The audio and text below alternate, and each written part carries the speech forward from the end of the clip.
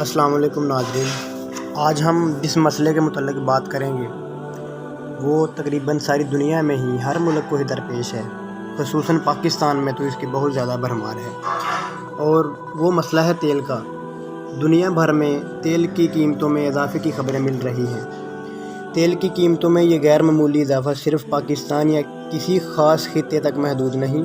بلکہ پوری دنیا میں لوگ ایندھن کے سلسلے میں ہونے والے حالیہ اضافے سے پریشان ہیں۔ برطانیہ میں یکم دسمبر 2021 کو پٹرول کی قیمت 150 روپے فی لیٹر تھی، 150 پینس فی لیٹر تھی، جو یکم جون 2022 تک 190 پینس فی لیٹر تک پہنچ چکی، اور ایندھن کی قیمت میں اضافے کا رجحان بدستور جاری ہے۔ برطانیہ میں ایک عام فیملی کار کا فیول ٹینک بھروانے کے لیے اب 100 پاؤنڈ سے بھی زیادہ رقم درکار ہے۔ ماہرین اندیشہ ظاہر کر رہے ہیں کہ ابھی قیمتوں میں اضافے کا یہ سلسلہ جاری رہے گا۔ اس عالمی صورتحال کے تناظر میں جو ایک غیر متوقع سوال پوچھا جا سکتا ہے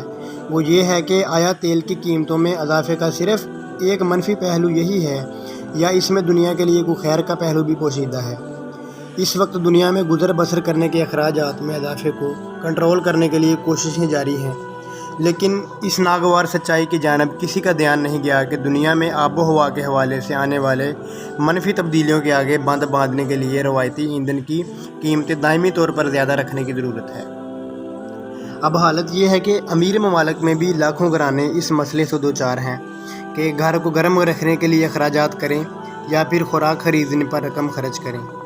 دوسری جانب غریب ممالک میں تو صورتحال اس قدر خراب ہے کہ اس کا درست اندازہ لگانا بھی شاید ممکن نہیں۔ گیس کی قیمت میں اضافے کے باعث کھاد کی قیمتوں میں اضافہ ہو گیا، جبکہ یوکرین میں جاری جنگ نے وہاں سے گندم کی ترسیل کو بری طرح متاثر کیا۔ ان عوامل کے باعث خوراک کی قیمتوں کو پر لگ گئے۔ نتیجہ یہ ہوا کہ یمن، افریقی ممالک اور مڈغاسکر جیسے ممالک جو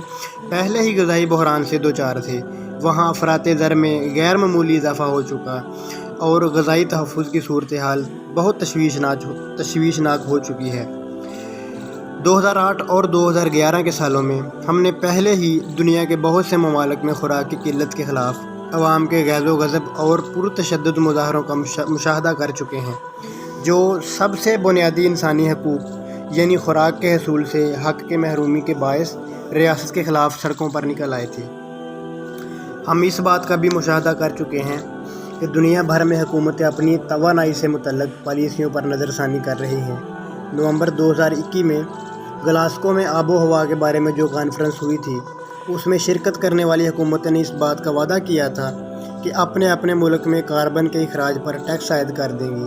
جبکہ روایتی ایندھن پر دی جانے والی سبسڈی ختم کر دی جائے گی۔ لیکن ہوا یہ کہ جب ایندھن اور بجلی کی قیمتوں میں ہوش ربا اضافہ سامنے آیا تو انہیں ہنگامی طور پر توانائی پر عائد ٹیکسوں میں کمی کرنا پڑی،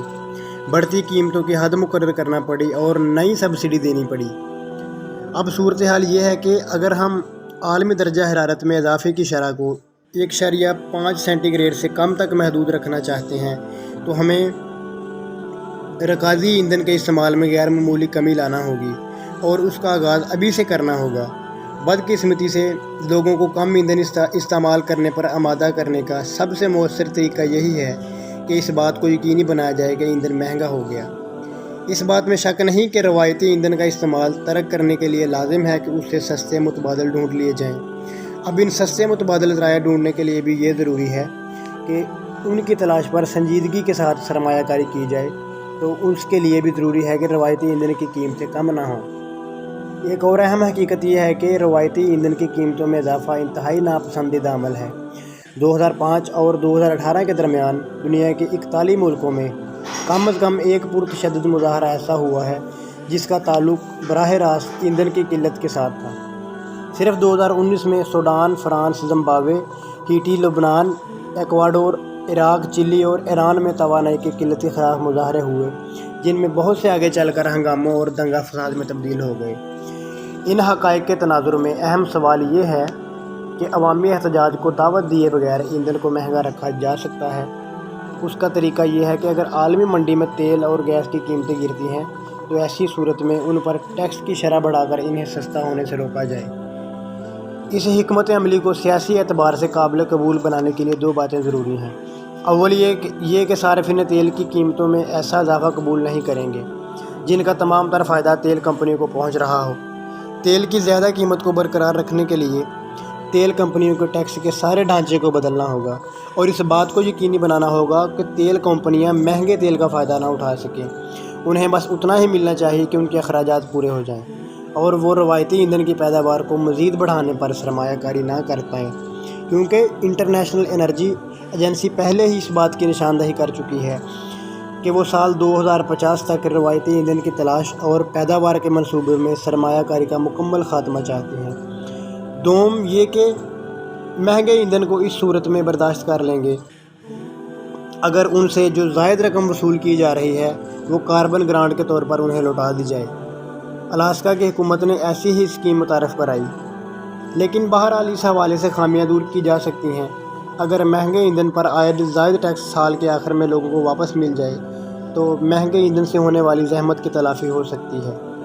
لیکن اس میں جو ایلیٹ کلاس کے لوگ ہیں ان کو تو کوئی پریشانی نہیں آئے گی، کیونکہ وہ مہنگا بھی خرید لیں گے اور سستا بھی خرید لیں گے۔ لیکن جو ملک کے غریب غربا عوام ہیں، ظاہر ضرورتیں تو سب کی ہیں، خوراک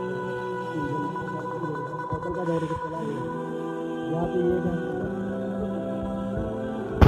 ملک میں سختی کرے کہ ہر آدمی غریب ہو یا امیر اس کو سائیکل فراہم کی، جس طرح کہ چین میں ہے۔ آج ان کی ترقی کا یہی راز ہے، لیکن ہم لوگ دکھاوے کو بہت ترجیح دیتے ہیں۔ یہاں جو لوگ تھوڑا سا اپنا ایزی ہو گیا، اس کے گھر میں جو سیٹ ہو گیا، اس نے کہتا نہیں جی میں گاڑی بھی لے لوں، یہ بھی لے لوں، اور وہ کوشش کرے گا کہ زیادہ سے زیادہ میں دکھانے کے لیے اپنے سے نچلے طبقے کو زیر کرنے کے لیے سب دکھاؤں۔ باقی بہرحال سب سے ضروری یہ ہے کہ اقتصادی اور اجتماعی طور پر اور خصوصاً انفرادی طور پر اپنے آپ کو بہتر بنایا جائے اور اپنی سوچ کو ایک نئی شکل دی جائے جس سے قومیں پروان چڑھتی ہیں۔ اللہ تعالیٰ ملک